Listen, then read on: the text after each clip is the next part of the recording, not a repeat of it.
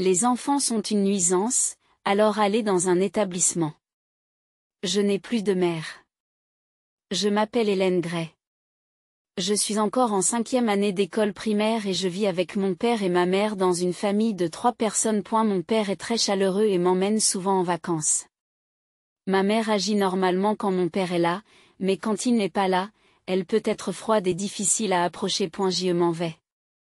Comme d'habitude, mon père est parti travailler tôt le matin. Pendant qu'il prenait son petit déjeuner, je l'ai appelé « Prends soin de toi ». En regardant l'horloge, il était presque l'heure d'aller à l'école. Je me suis dépêchée de finir mon petit déjeuner et de changer de vêtements. Merci pour le repas.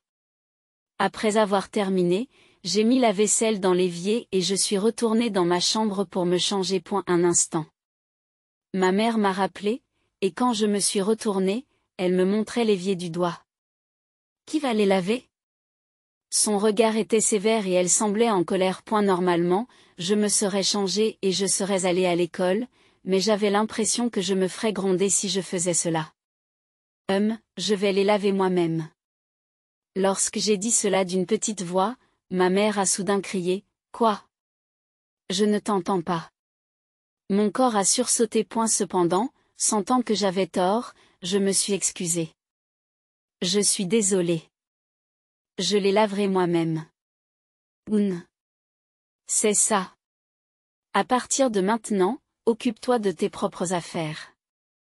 En colère, ma mère a jeté son tablier sur le canapé et est retournée dans sa chambre. En réfléchissant à ces paroles, j'ai compris que je devais m'occuper de mes affaires moi-même, j'ai donc nettoyé après le petit déjeuner et j'ai quitté la maison.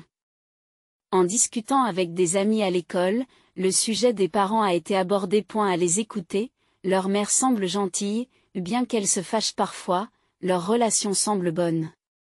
Comment est ta mère, Hélène? M'a-t-on soudain demandé. Et j'ai hésité à répondre. Cependant, j'ai pensé que ma perception de la froideur de ma mère était peut-être un malentendu, et qu'elle était irritée parce que j'avais négligé mes responsabilités. Alors j'ai répondu qu'elle était très gentille. Mes amis m'ont répondu que c'était gentil, mais je me suis sentie en conflit. Lorsque je suis rentrée à la maison et que j'ai dit que j'étais de retour, il n'y avait aucun signe de ma mère. Pensant qu'elle était peut-être partie faire des courses, j'ai commencé à faire mes devoirs dans ma chambre. En un rien de temps, il faisait complètement noir dehors et l'horloge indiquait qu'il était l'heure du dîner, mais ma mère n'était toujours pas rentrée. Au bout d'un moment, j'ai entendu des bruits à l'entrée et le bruit de quelque chose que l'on déplaçait dans l'ouverture du réfrigérateur. Lorsque j'ai jeté un coup d'œil dans la cuisine depuis la porte de ma chambre, j'ai vu ma mère. Ayant faim, je me suis approchée de la cuisine et je l'ai saluée en lui disant « Welcome back. Je suis de retour. » À sa brève réponse sans se retourner, j'ai compris qu'elle était toujours de mauvaise humeur. Qu'est-ce qu'on mange ce soir? Demandai-je en souriant, mais ce fut une erreur. Ma mère s'est retournée avec une expression effrayante. Qu'est-ce qu'il y a? Ne t'ai-je pas dit de t'occuper de tes affaires, Ton père va bientôt rentrer, et je suis occupée à préparer le dîner. Incapable de dire quoi que ce soit de plus, j'ai commencé à contre-séure à préparer des nouilles instantanées, juste au moment où mon père est rentré à la maison. J'y suis rentrée. Entendant la voix de mon père, ma mère a immédiatement pris les nouilles instantanées que je tenais. Alors que j'étais désorientée par ses actions, mon père est entré dans la cuisine. Oh, nous commençons à peine le dîner, en voyant le visage de mon père, j'ai senti les larmes monter. Bon retour parmi nous. Aujourd'hui, les courses ont pris un peu de temps. Alors je vais commencer à préparer le dîner. Papa et Hélène, veuillez patienter encore un peu. Le visage de ma mère s'est adouci. Je ne savais pas si elle n'était plus en colère, mais l'idée de manger le repas qu'elle préparait me rendait heureux. Plus tard, nous avons dîné en famille et nous nous sommes amusés à faire des jeux avec mon père. Peut-être que ma mère était encore un peu de mauvaise humeur. En m'endormant, je me suis dit que si je m'occupais bien de mes affaires, je ne me ferais plus gronder. Dès le lendemain, je me suis efforcée de gérer mes propres affaires. J'ai fait la vaisselle après le petit déjeuner, j'ai plié le linge moi-même et je l'ai rangé dans l'armoire. Je nettoyais ma chambre et, Les jours où ma mère était en retard, je préparais moi-même des nouilles en 8 minutes. Espérant un compliment de ma mère, mon visage s'est naturellement éclairci. Bien qu'elle ne m'ait pas encore félicité, elle se met moins souvent en colère.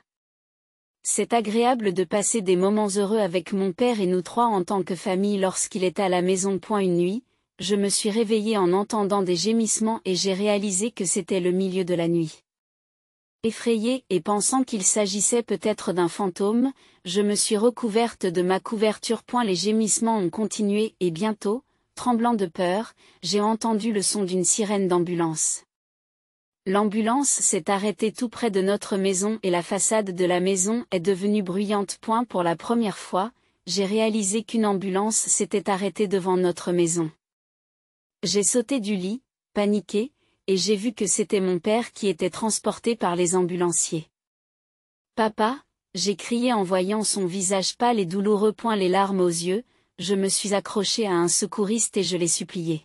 « S'il vous plaît, sauvez mon père !» L'ambulancier a posé doucement une main sur mon épaule et m'a dit.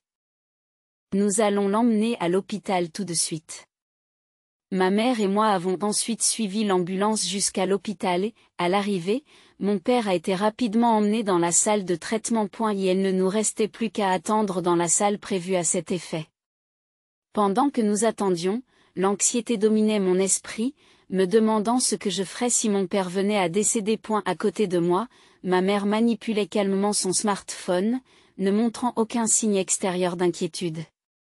Tout en versant des larmes, j'attendais anxieusement que quelqu'un me rassure en me disant que tout irait bien. Je ne sais pas combien de temps s'est écoulé, mais un médecin a fini par venir nous voir. Pendant que ma mère et le médecin discutaient de quelque chose de complexe, tout ce que je comprenais, c'est qu'une maladie grave avait été découverte chez mon père et qu'il allait devoir rester à l'hôpital pendant un certain temps. Même si le pire scénario aurait pu être évité, le fait que mon père ait dû lutter contre cette maladie m'a fait mal au cœur.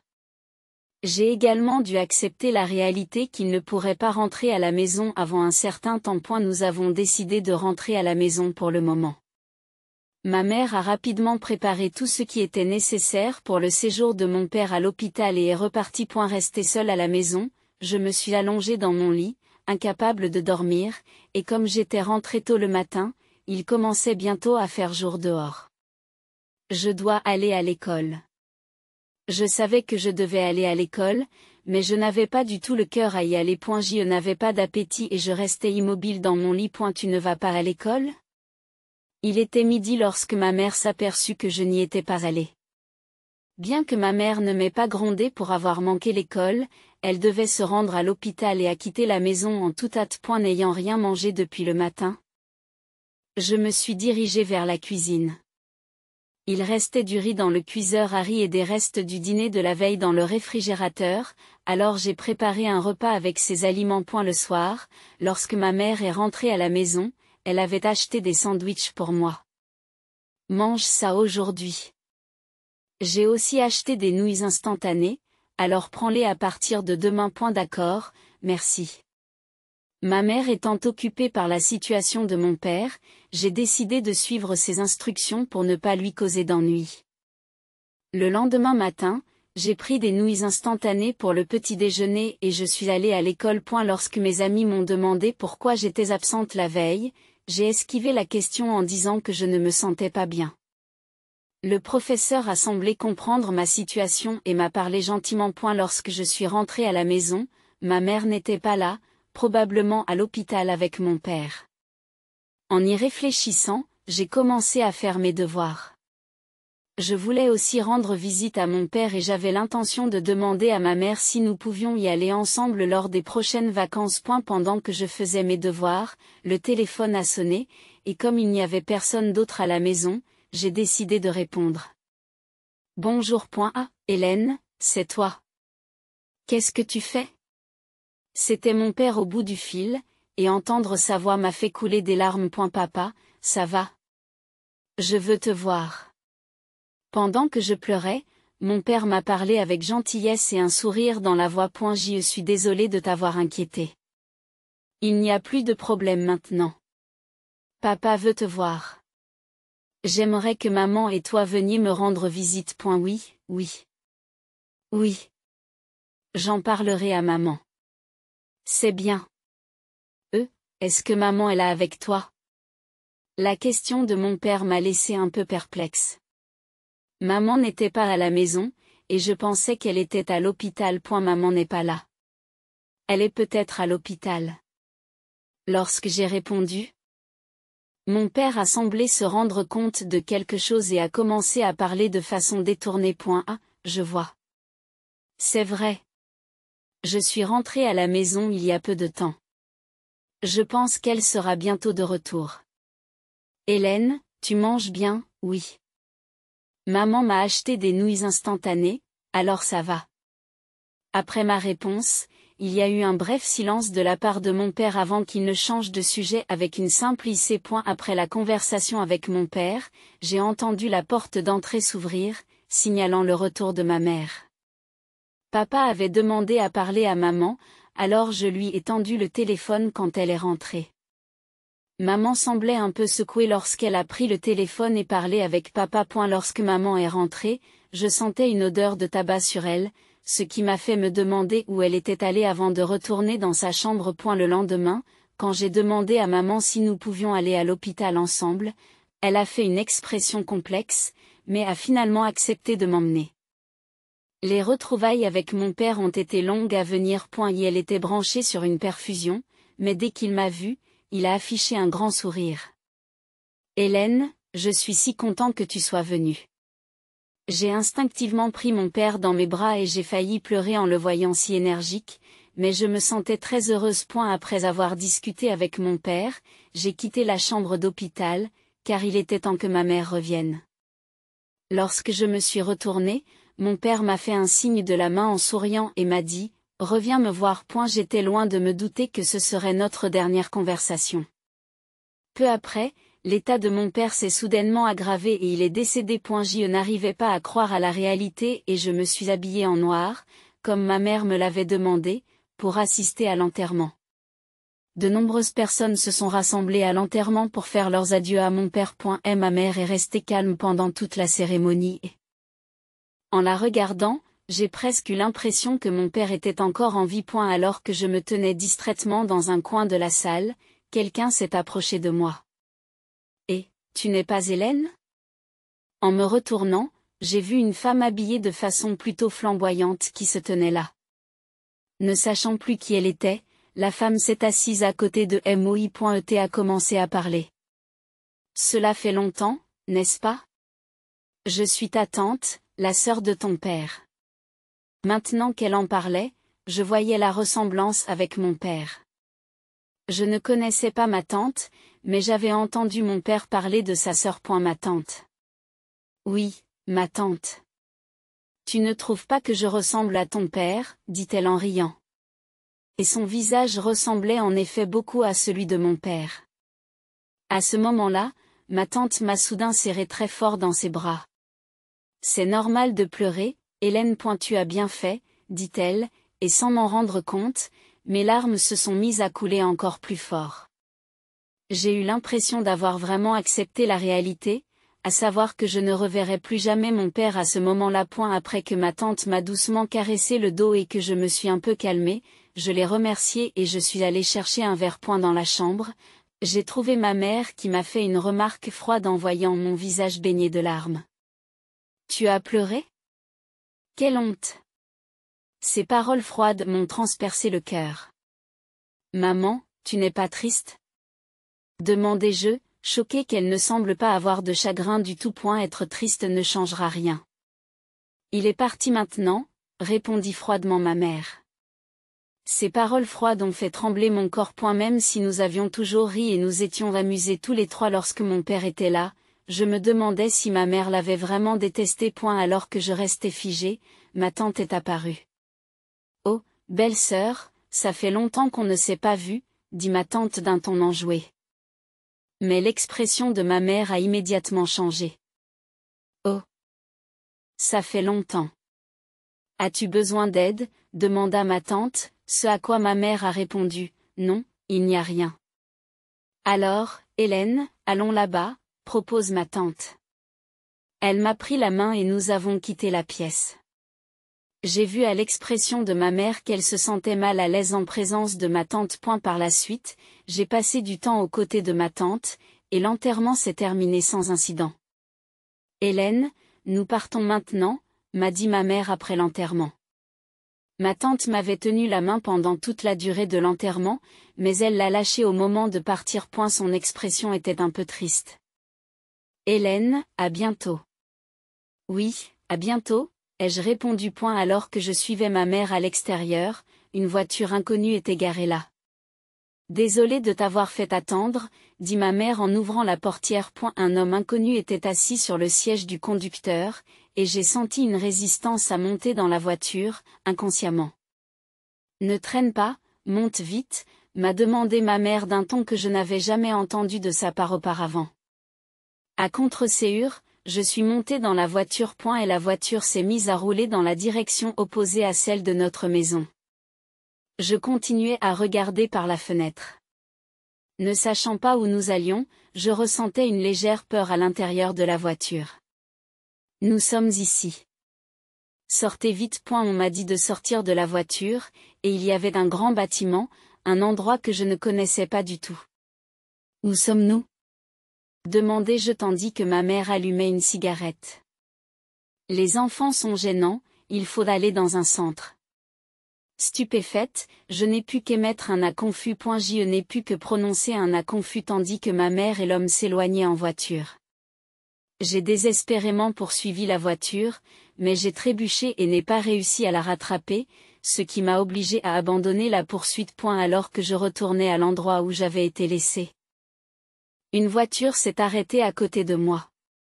La fenêtre s'est baissée et ma tante était assise sur le siège du conducteur. Je ne m'attendais pas à ce que les choses se passent ainsi. Hélène, viens, monte. Soulagée de revoir ma tante, je suis montée rapidement dans la voiture. Elle m'a tapoté la tête et, en réponse à sa gentillesse, les larmes ont commencé à couler doucement. Combien de fois vas-tu pleurer aujourd'hui ? Pauvre petite chose. Après avoir roulé pendant un certain temps, nous sommes arrivés à une maison qui semblait être celle de ma tante. En entrant, une voix d'homme nous a chaleureusement accueillis en nous souhaitant la bienvenue. Je me suis instinctivement cachée derrière ma tante, mais elle a ri et m'a rassurée, ce n'est pas grave. Alors que je regardais timidement la personne, un jeune homme se tenait là, souriant chaleureusement. Surpris ? Je m'en excuse. En fait, je suis le mari de cette dame. Vous pouvez donc m'appeler mon oncle. Il me tendit la main avec un sourire amical. Rassuré, je lui ai serré la main et il a souri à nouveau. Vous devez avoir faim, n'est-ce pas ? Le dîner est prêt. Il faut que tu manges bien et que tu deviennes fort. Tu es aussi difficile qu'une mère. Leurs plaisanteries m'ont fait rire, et c'est à ce moment-là que mon estomac s'est mis à gronder. J'ai rougi de gêne et ils ont ri encore plus. J'étais soulagée de pouvoir enfin profiter d'un dîner amusant, ce qui m'avait manqué pendant si longtemps. Après le dîner, on m'a préparé un bain et on m'a mis un pyjama pour que je me change. Quand je suis allée dans le salon, ma tante avait préparé du lait chaud. Du lait chaud, hein ? Tu n'es pas un peu trop vieille pour ça ? N'est-ce pas, Hélène, mais les enfants de l'école primaire n'aiment pas le lait chaud ? Non, leur échange ludique était si réconfortant que je n'ai pas pu m'empêcher de rire avec eux. Entraînés par leur rire, ils se mirent à rire tous les deux. Assieds-toi, j'ai quelque chose à te dire, dit mon oncle. Et tandis que je m'asseyais devant le lait chaud, il commença à parler. Hélène, que dirais-tu de devenir notre enfant, proposa-t-il soudain, et comme j'étais sur le point de boire mon lait, je m'étouffai. Tout. Quoi ? M'exclamai-je avec surprise. Ah, pardon. C'était soudain, n'est-ce pas, dit mon oncle en me tapotant le dos. Ma tante, qui observait la scène, rit de bon cœur. Pourquoi ne deviens-tu pas notre enfant ? Veux-tu vraiment retourner chez ta mère, continua ma tante. Ces paroles m'ont fait réfléchir profondément. Je ne déteste pas ma mère, mais compte tenu de la situation familiale, de mon père et du fait d'être abandonné, l'idée de retourner auprès d'elle est effrayante. En fait, nous en avons parlé à ton père, m'a dit mon oncle. En entendant le nom de mon père, j'ai été encore plus surprise. Puis ma tante a tout expliqué en détail. L'homme avec qui ma mère était son partenaire, et mon père était au courant. Il était très inquiet pour moi. Comme son état s'aggravait et qu'il se rendait compte qu'il ne lui restait peut-être plus beaucoup de temps, mon père leur a demandé de s'occuper de moi après son départ. En entendant cela, les larmes ont coulé et mon père m'a désespérément manqué. Ton père t'aimait beaucoup et se souciait énormément de toi, a dit ma tante en me caressant doucement, son contact chaud et réconfortant. J'ai silencieusement crié des mots de remerciement à mon père, encore et encore dans mon esprit. Je me souvenais de mon père, qui jouait toujours avec moi et que j'aimais beaucoup. J'ai décidé qu'à partir de maintenant, je voulais devenir plus forte. Je veux rester avec vous, mon oncle et ma tante, leur ai-je dit, et ils ont été très contents. Des procédures formelles sont nécessaires pour que nous devenions officiellement une famille, et même si elles prendront un certain temps, on m'a assuré que je pouvais rester avec eux sans inquiétude en attendant. Voulant être utile à mon oncle et à ma tante, j'ai décidé de les aider à préparer le petit déjeuner et le dîner, ainsi qu'à nettoyer la salle de bain et les toilettes. Mais mon travail acharné n'a fait qu'inquiéter davantage mon oncle et ma tante. Les enfants de l'école primaire devraient jouer davantage, disait-il, et même si j'étais confuse, j'ai quand même commencé mes devoirs. Hélène, as-tu fait le ménage pendant tout ce temps, m'a demandé ma tante pendant le dîner. Lorsque j'ai acquiescé, mon oncle, assis à côté de moi, m'a gentiment serré dans ses bras et m'a dit, ça n'a pas dû être facile de n'être qu'une enfant de l'école primaire. Les élèves de l'école primaire peuvent participer aux tâches ménagères, mais je crains que tu n'en fasses trop. En effet, il se peut que j'aie cherché à mériter les éloges de ma mère sans même m'en rendre compte. Je me suis tue en réalisant cela. Les éloges de ma mère que je n'ai jamais reçus. J'avais l'impression que mes efforts ne signifiaient pas grand-chose pour elle. Tu n'as pas à t'inquiéter de quoi que ce soit ici. Tu peux aider. Mais ce qui est important, ce sont tes amis, l'école et prendre soin de toi. Nous voulons que tu te chérisses. Les mots de ma tante ont résonné profondément en moi. Mon oncle a hoché la tête à plusieurs reprises, les yeux humides. J'ai senti à quel point j'étais heureuse d'être avec ma tante et mon oncle. 2 semaines après l'enterrement de mon père, j'ai été convoquée dans la salle des professeurs de l'école.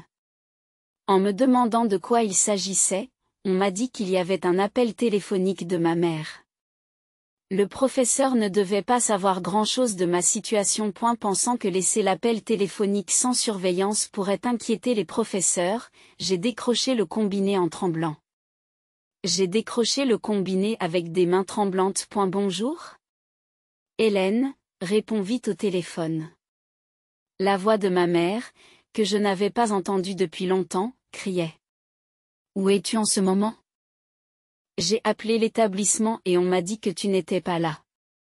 Je me suis étouffée, incapable de répondre. Est-ce que tu m'écoutes ? Eh bien, peu importe. Je viens te chercher parce qu'après, j'aurai l'argent de poche. J'ai besoin d'argent tout de suite, dit ma mère. En entendant ces paroles, je me suis sentie reprendre rapidement mes esprits. L'idée de vouloir être aimée ou félicitée par quelqu'un qui avait trahi mon père était à la fois frustrante et douloureuse. Maintenant, j'ai ma tante et mon oncle à mes côtés et ils me sont précieux. Mon père bien-aimé veille également sur moi de quelque part. Je peux devenir plus fort. Je n'ai plus de mère. Avant que je ne m'en rende compte, ces mots s'adressaient à ma mère. Qu'est-ce que tu racontes ? De quoi parles-tu ? A rétorqué ma mère. Tu te trompes ? Alors, au revoir. Attendez une minute avant que ma mère ne puisse terminer. J'avais raccroché le téléphone. L'enseignante présente était choquée et m'a demandé si ce n'était vraiment pas ta mère, ce à quoi j'ai répondu, c'était une étrangère. C'était une étrangère. L'appel a été considéré comme suspect et l'école a émis un avertissement. Inquiète de voir ma mère débarquer à la sortie de l'école, j'ai utilisé le téléphone public de l'école pour contacter ma tante. Ma tante m'a promis de venir me chercher immédiatement et elle est effectivement arrivée peu après. Elle a expliqué la situation aux enseignants de l'école qui ont décidé de contacter les services de protection de l'enfance. Après mon retour à la maison, ma mère est effectivement venue me chercher, Mais les enseignants se sont occupés de la situation et elle est partie de mauvaise humeur. Bien que ma mère n'ait pas remis les pieds à l'école, pour ma sécurité, mon oncle ou ma tante ont commencé à venir me chercher à la fin des cours. J'étais reconnaissante à mon oncle et à ma tante de me réconforter, mais ils m'encourageaient joyeusement à ne pas m'inquiéter. Grâce au soutien de mon oncle et de ma tante, j'ai pu mener une vie heureuse. Les professeurs de l'école sont gentils et je me sens soutenue par de nombreuses personnes. Un jour, le téléphone de la maison a sonné. Ces derniers temps, je répondais de plus en plus souvent à des appels chez ma tante.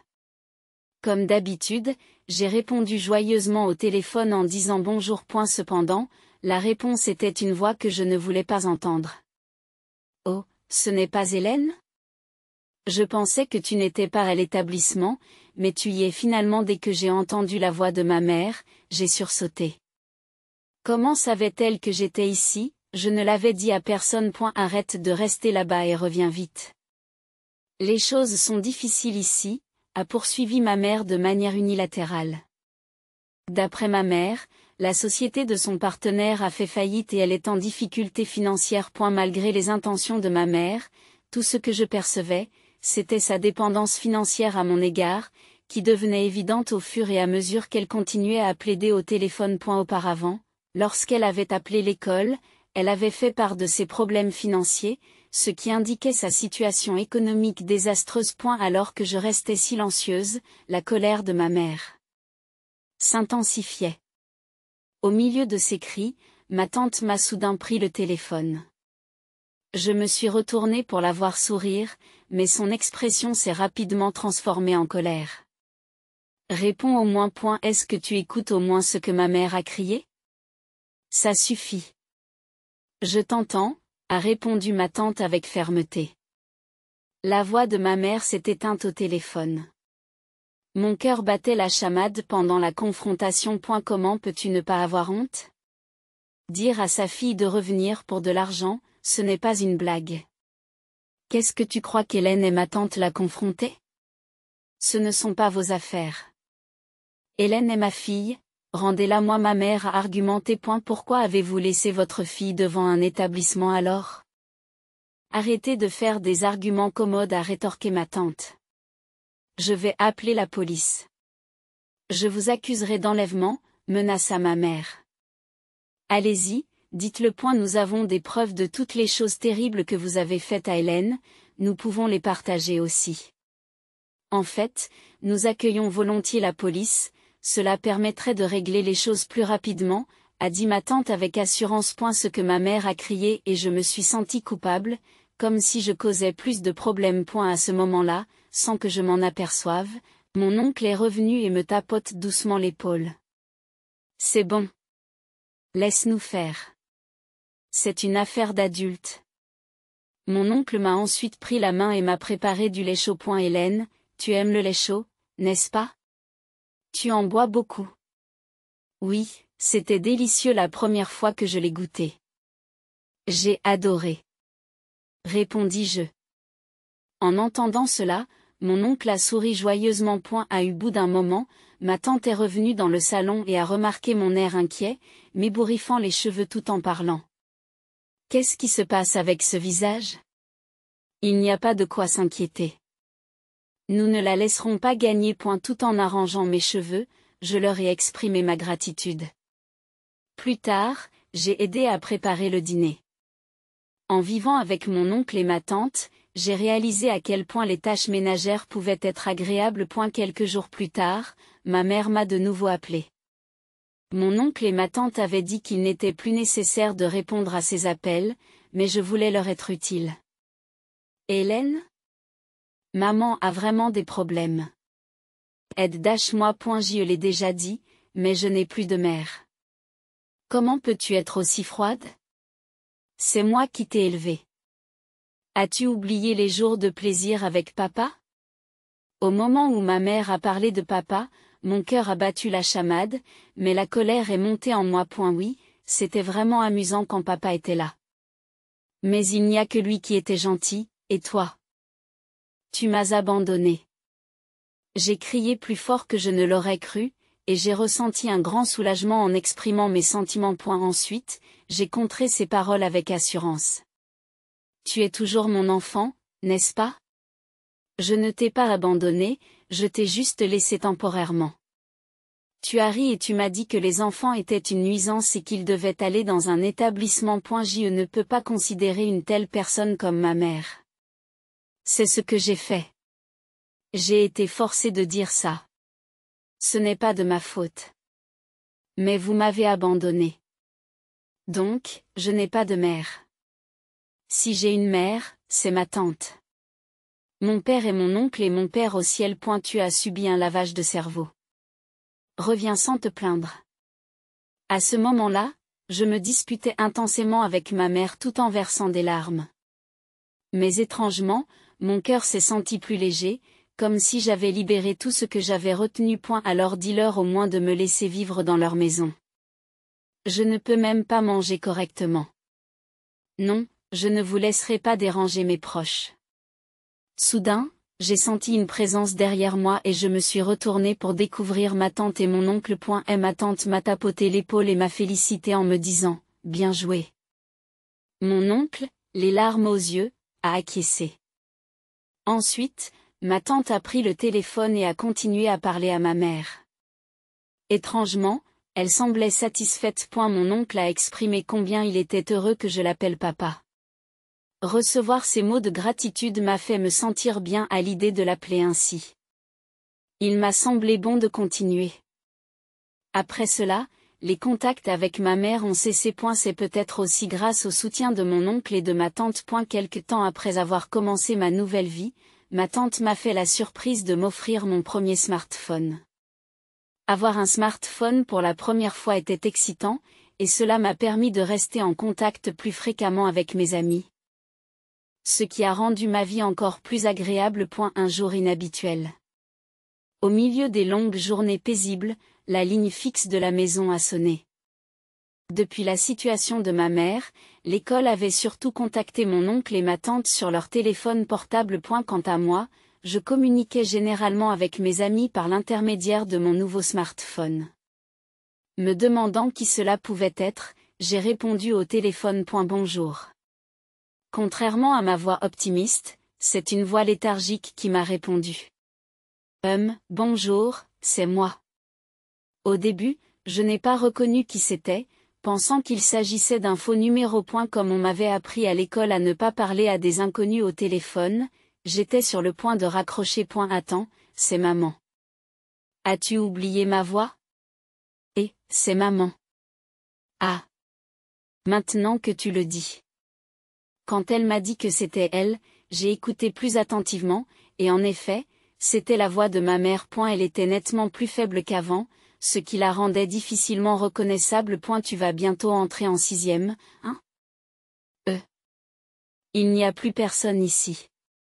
Ma mère s'est mise à pleurer à ces mots. Alors que je me demandais ce qu'il fallait faire, elle a parlé d'un ton lourd. Le fait est que je suis à l'hôpital. Je suis tombée malade. J'ai pensé à mon père, mais sans tristesse. Au contraire, j'étais reconnaissante pour tous les bons souvenirs qu'il m'avait donnés. Alors que ma mère demandait de l'aide pour ses frais médicaux et ses soins, je me tue. Dites quelque chose. Pourquoi devrais-je m'occuper d'une étrangère comme vous? Je ne paierai pas tes factures d'hôpital. Et je ne demanderai pas à ma tante de le faire non plus. Ne soyez pas trop arrogant. Sa vigueur était surprenante pour quelqu'un qui se disait malade. Entendre parler de la maladie de ma mère ne m'a pas troublé comme cela avait été le cas lors du décès de mon père. Mes sentiments à son égard s'étaient complètement apaisés. Et ses paroles ne m'inspiraient plus aucune crainte. J'ai simplement eu pitié de sa situation. Je n'aurais jamais imaginé pouvoir répondre à ma mère avec un tel détachement, mais je savais que je ne voulais pas devenir comme elle en grandissant. En fait, j'ai reçu un nouveau smartphone et la ligne fixe de la maison est à peine utilisée, donc elle va bientôt être supprimée. Cela pourrait bien être notre dernier adieu. Voyant qu'elle paniquait, j'ai continué froidement. Ne terminez pas les choses de cette façon. Alors, donne-moi ton numéro de smartphone. Je ne peux pas faire ça. Il n'y a personne pour m'aider? Il n'y a personne pour me soutenir. Alors, je ferai en sorte de contacter quelqu'un qui pourrait s'occuper de vous. Sa voix s'est brièvement éclaircie à mes mots, mais j'ai soupiré intérieurement. Avant de raccrocher, j'ai obtenu le nom de l'hôpital et j'ai immédiatement contacté ma tante. Lorsque j'ai rapporté cette interaction à ma tante, elle m'a félicité d'avoir géré la situation toute seule. Puis-je vous demander de vous occuper de tout contact ultérieur, ai-je demandé. Ma tante a accepté sans hésiter et m'a promis de contacter quelqu'un qui pourrait s'occuper de la situation. Quelques jours plus tard, j'ai remarqué que le téléphone de la maison sonnait sans arrêt. Supposant qu'il s'agissait probablement de ma mère, j'ai délibérément choisi de ne pas répondre. Ce soir-là, le téléphone a continué à sonner tard dans la soirée, même après le retour de ma tante et de mon oncle. Lorsque j'ai informé ma tante que le téléphone sonnait toujours, elle a soupiré et décroché le combiné. Comme prévu, c'était ma mère qui était au bout du fil, et un échange houleux s'est engagé entre elle et ma tante. Ma mère insistait pour me parler, mais ma tante refusait fermement. De l'autre côté de la ligne, il était clair que ma mère était furieuse que j'aie contacté son frère. En effet, la personne que j'avais demandé à ma tante de contacter était le frère de ma mère. Mon oncle, dont je me souviens qu'il n'aimait pas ma mère. Le frère de ma mère est connu pour son entêtement et son sens profond de la morale, et il n'aurait jamais toléré la mauvaise conduite de ma mère. Lorsqu'il a appris la nouvelle par ma tante, il était furieux et a promis de venir immédiatement. Les retrouvailles entre les frères et sœurs après plusieurs années se sont terminées de manière désastreuse, ce qui a alimenté la colère de ma mère à notre égard. Habituellement calme, mon oncle a demandé à ma tante de lui passer le téléphone lorsqu'il a vu la situation s'envenimer. Cependant, son expression a changé dès qu'il a pris l'appel. Il devient encore plus effrayant que moi quand il est en colère, m'a murmuré ma tante. Oh, ça suffit. Si tu veux parler autant, je viendrai moi-même. Je t'obligerai à t'excuser devant un couloir. Malade ou pas, ça n'a pas d'importance. Prépare-toi, cria mon oncle. Après la crise de mon oncle, ma mère a raccroché, choquée. Oups, elle a raccroché. À la fin de l'appel, mon oncle souriait comme d'habitude. Il est vrai que lorsqu'une personne généralement calme se met en colère, cela fait peur. Par la suite, ma mère a été emmenée de force chez son frère. Et sa maladie s'est avérée moins grave que prévu et elle a rapidement quitté l'hôpital. Forcée de vivre et de travailler dans la ferme de son frère, ma mère, qui avait initialement prévu un style de vie somptueux avec son amant, n'aimait pas le travail à la ferme, mais n'avait pas d'autre choix que de travailler sous les exigences sévères de son frère. Ayant plus les moyens de s'offrir des marques de luxe, elle a commencé à porter des vêtements d'occasion donnés par des villageois. Entre-temps, la procédure d'adoption avec ma tante et mon oncle a été finalisée, et je suis officiellement devenue leur enfant. Nous avons célébré l'événement par une grande fête au cours de laquelle j'ai ri de bon cœur. À notre grande surprise, nous avons appris que l'année prochaine, un nouveau frère ou une nouvelle sœur rejoindrait notre famille, ce qui m'a rendue incroyablement heureuse et reconnaissante. Cette expérience a réaffirmé mon désir de chérir ce que signifie être une famille.